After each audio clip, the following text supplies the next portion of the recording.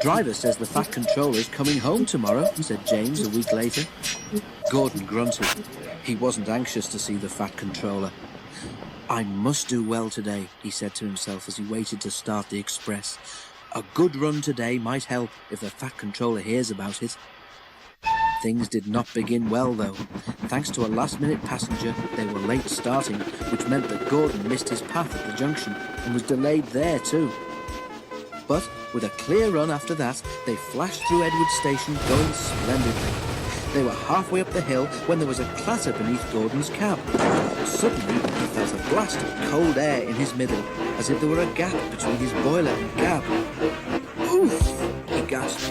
"What's happened?" The fireman looked at his fire. There was a gaping hole in the middle, where the fire bars had collapsed, and a large part of the fire had disappeared. "You've lost part of your fire, Gordon," the fireman explained. "What a place to do it." Already Gordon was feeling weaker. Without a full fire, his steam pressure and speed fell quickly. But his driver knew what to do. "Find the biggest piece of coal you can and put it across the hole," he told the fireman. "That will stop some of the cold air from getting in, and we'll be able to hold steam better. But hurry, or the hill will beat us." The fireman hurried. A large lump of coal lay near the front of the tender. Quickly he moved it into place with a shovel and a long steel bar. Gordon felt better at once. "Now build the fire gently round the edges," said the driver, and as the fireman did so, the driver adjusted Gordon's controls to make the best use of his steam. "Right, Gordon," he said when the fireman had finished.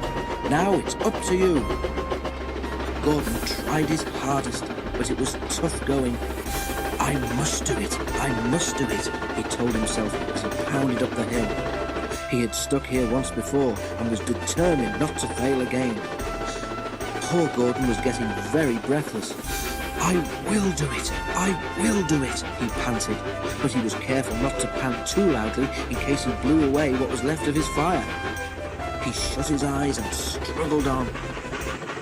At last Gordon felt that the slope was easier to climb. Cautiously, he opened one eye.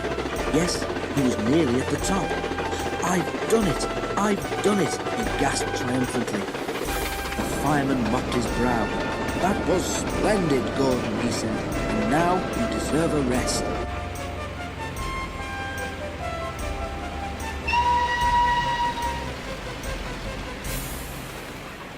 A signalman turned them into a goods loop and telephoned the works for a pilot engine to be prepared.